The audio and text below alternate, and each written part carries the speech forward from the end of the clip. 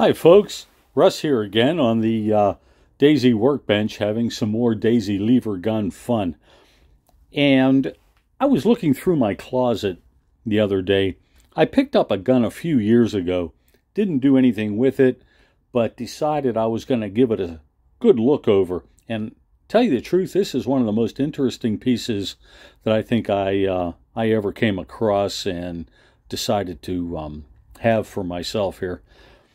This is the Daisy Model H, and from what I can tell from the information I got from the Daisy Plymouth Gun Encyclopedia, and as much of the markings that I can see on it, this is probably the second iteration of the Model H. At first I thought maybe it was built from 1914 to 1916. I think it may be more accurate to say somewhere between 1915 and 1917. That would put it at least prior to or in the throes of World War I, but not by the end of World War I. And this gun's at least 105 years old. It's amazing because most of the parts are still here for it. And it looks like it wasn't really taken care of well from the way that the plating on it is, but we're going to go over it real quick here, and I'm going to show you some interesting points about this old gun. First of all, this Model H receiver has Daisy stampings on it. Let's see if we can get that clear enough. It's kind of hard to see, but it has the bullseye, the very fancy lettering, Daisy, and another bullseye. On the other side of the gun, it's a little more visible because the plating is still there. If you can see that. It says bullseye, Daisy with a nice script, and the other bullseye right there. You see that?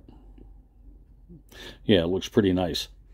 This gun is not one of the ones that they blued. This is a nickel-plated gun.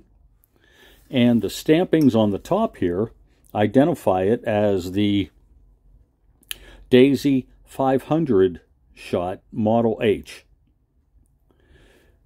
It says here Daisy Manufacturing Company, Plymouth, Michigan.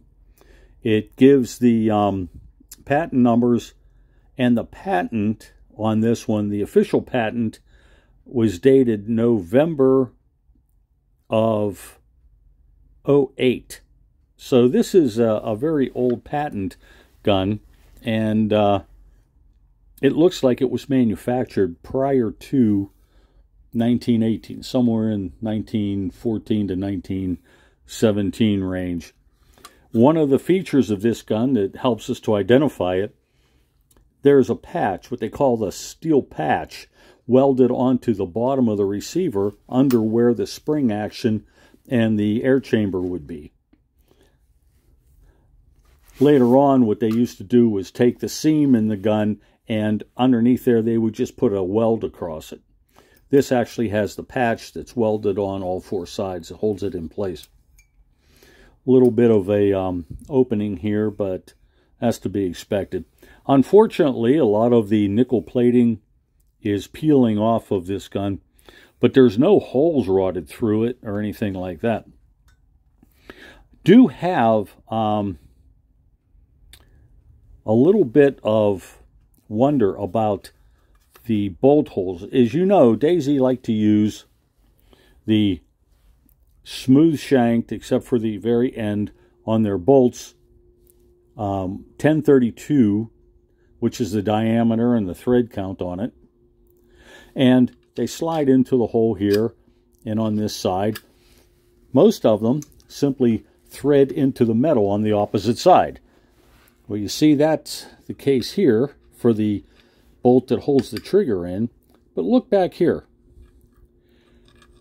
This is where the trigger goes. This is where the stock through bolt goes.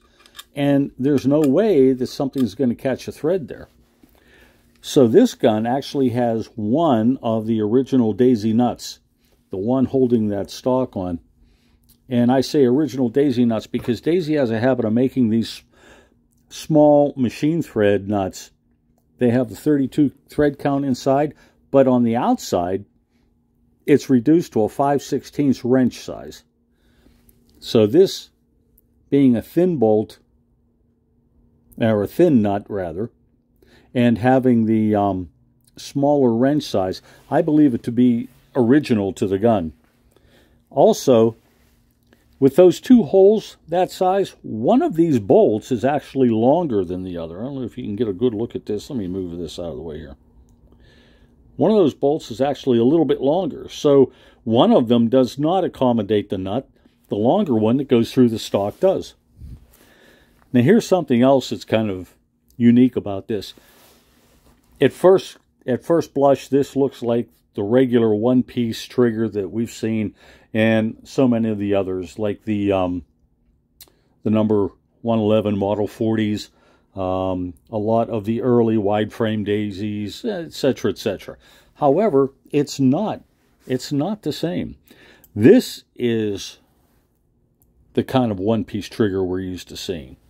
And if you look, the profile of this one is just slightly different. It's made the same way. It's the folded steel. It does have the little knob right here that catches the return spring that goes into the stock. But look at the difference in these. Is that nice or what, huh? So this is an original trigger to the gun also. The stock, it's a very thin stock, and I'll show you why on that receiver. It has what I believe to be the original return spring for that trigger assembly. Goes right in there whenever the trigger is activated. Okay. There is a bit of a crack going through here. I think that can be re-glued and clamped in place. Help to hold that in. But this is what I also believe the original stock on the gun. Nice hardwood. It's got a good stain to it. It's in nice shape. No big chunks taken out of it or anything. Really a nice looking piece of wood for its age. Getting back to the receiver here, though, there are some things about this that make it a little bit interesting to me. Number one is how thin it is. It's a little thinner than what you might see on the more modern style Daisy guns. And that means the diameter on this is smaller in the chamber area, and it has a step down, pretty common with a lot of the Daisies, and the step down makes it even smaller. But this is what really caught my eye. This old style cast iron caulking lever. This is what they used before they came up with the newer type caulking lever, and one of the features on this that tells me it's an older gun is there's no little clip area here to hold the lever. They have not been ground off because it's really uniform underneath. I believe this is the way the gun was produced, and without that you don't have something that looks kind of like let me pull something up here so you can take a look. We'll pull this Red Ryder up here and you can take a look. This is a more modern type, and so many of the guns, even before the plastic triggers, had this little clip area here that grabbed onto the lever to hold it in place. This particular gun, this Model H, is an early Model H, and does not have that.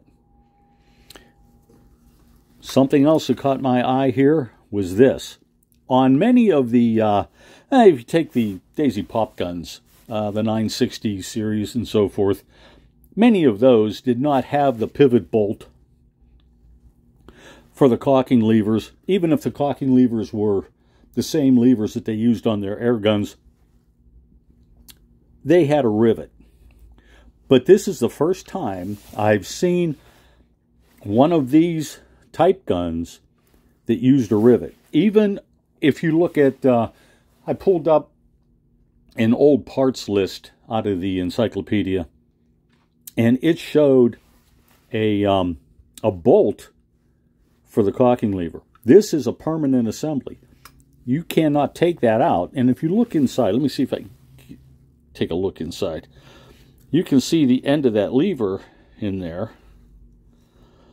So when you go to disassemble the gun, you don't have the advantage of taking this lever off. It's a permanent assembly. I did pull the insides out of it. This is the plunger assembly. Now you can see here, let me move this out of the way so you get a good contrast. You can see this spring has a pretty definite warp to it. And for some reason, if you compare it to a more current spring, it looks like it's wound in the opposite direction. I don't know if that has anything to do with anything or not, but it's noteworthy. Also, this plunger assembly, of course, being the age as it is, has a leather seal on it instead of a rubber seal. But this is interesting too. I believe it has a similar length air tube, but look at the air intake on that air tube. That's quite a bit larger than the air intake on a lot of these other guns. These are pretty small. And I think they were trying to maximize the amount of air that goes into that air tube and propels the BB. Now, in this particular gun, it would have been lead BBs because this is such an early model. It does have the square-ended plate on the back that is the push point for the cocking lever. But if you notice, on the more modern guns, look at the length difference on these things. So that means the springs are going to be different. The length of the throw could be different. But luckily, I think with a little adaptation, this is still a usable piece on the inside of the gun. Two major, got a little dirt still on me. Two major things are missing from this gun, though. Number one is the spring retainer. In this gun, as in so many other daisies, the spring retainer acts as the rear sight. It was missing on this gun. I think I can probably use one from another daisy, even if I have to do a little shaping on it. Probably that's not going to be a problem for us to use another spring retainer that will act as the rear sight. But what's really breaking my heart here is the shot tube is missing.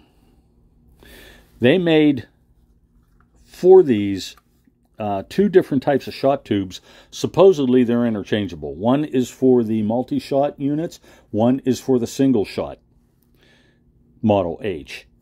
One of the guns is marked 500 shot, which is this one.